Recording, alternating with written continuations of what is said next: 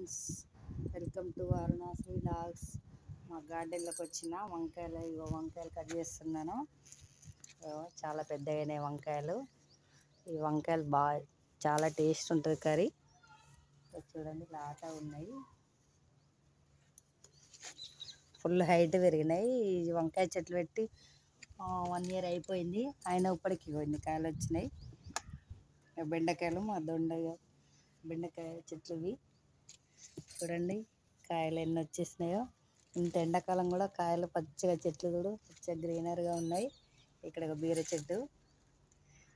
చెట్లు ఫ్లవర్స్.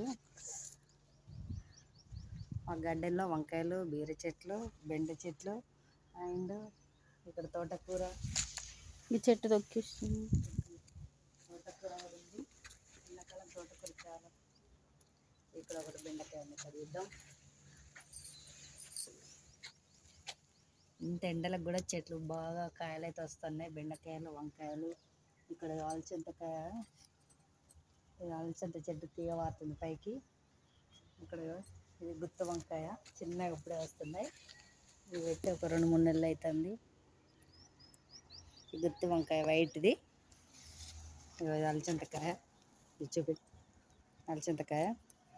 ఇప్పుడు ఒకసారి అయితే కట్ చేసిన వంకాయలు. ఇది మిరప చెట్లు, ఇది మొత్తం మూత పట్టిపోతుంది. ఈ చెట్ల మీద తొండ కూడా ఉన్నదా చూడండి, తొండ. ఇక్కడ ఒక బెండకాయ ఉంది. ఇది బంక ఉంటుంది, మనకి మొఖాల నొప్పులకి గుజ్జు వస్తుంది. ఇది మంచి నొప్పులు రాకుండా మొఖాల నొప్పులకి.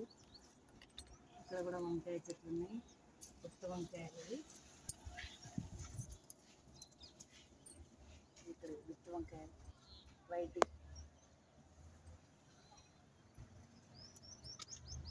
కడిగేసి